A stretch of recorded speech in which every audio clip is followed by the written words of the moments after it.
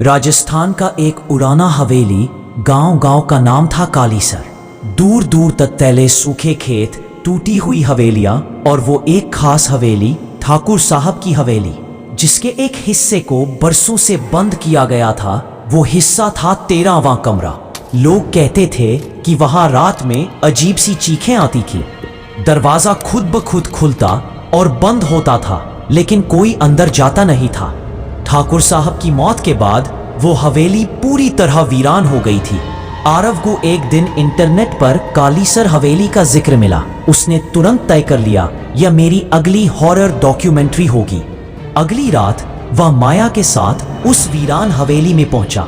दरवाजे पर सावधान, अंदर जाना मना है की पट्टी लटक रही थी, लेकिन आरव हंसा, यही तो असली मजा है। हवेली की पहली मंजिल शांत थी, लेकिन जैसे ही दोनों ऊपर की तरफ बढ़े, माहौल भारी होता गया।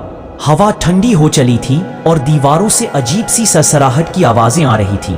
अचानक सामने आया 13वां दरवाजा। दरवाजे पर ताले लगे थे, लेकिन जैसे ही आरव ने हाथ लगाया, ताला गिर पड़ा अपने आप। क्या ये खुला था? माया ने कांपते हुए पूछा। शायद हवा से गिरा हो, आरव बोला और दरवाजा खोल दिया। कमरे के अंदर अंधेरा था। माया ने टॉर्च चलाई और तभी दीवारों पर उभरे खून के हाथों के निशान नजर आए। कमरे के बीचों बीच एक पुरानी लकड़ी की कुर्सी थी, जिस पर एक सड़ा दला शव बैठा था। उसकी आंखें अब भी खुली थी। माया की चीख निकल गई, चलो यहां से। लेकिन आरव टस से मस नहीं हुआ। उसने कैमरा चालू किया और तभी शव की आंखों से खून बहने लगा। दरवाजा अपने आप बंद हो गया। लाइट चली गई, टॉर्च भी बंद। अब पूरा कमरा अंधेरे में डूबा था।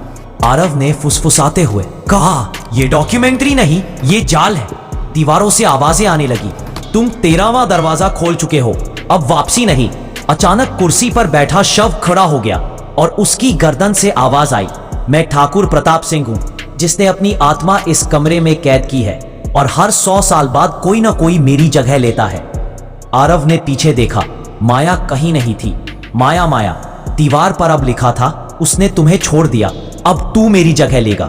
कमरे का तापमान गिरता गया। आरव की सांसें तेज हो गईं। अचानक एक जोड़ी काली आंखें उसके ठीक सामने आ गईं।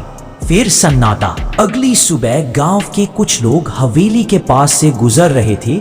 उन्होंने 13वां दरवाजा खुला देखा। अंदर वही पुरानी कुर्सी पर आरव बैठा था, मरा हुआ। आंखें खुली, हाथ में कैमरा। कैमरे में रिकॉर्ड हुआ आखिरी फुटेज। मैं आरव हूं। अगर कोई ये देख रहा है तो उस 13वें कमरे के पास मत जाना, वहां कोई नहीं बचता। कहानी का अंत नहीं उस हवेली का। दरवाजा अब भी कभी कभी खुद ब खुद खुलता है। अब वहां एक और आत्मा कैद है, आरव की। और अगला 100 साल कब बीत जाए कौन जानता है।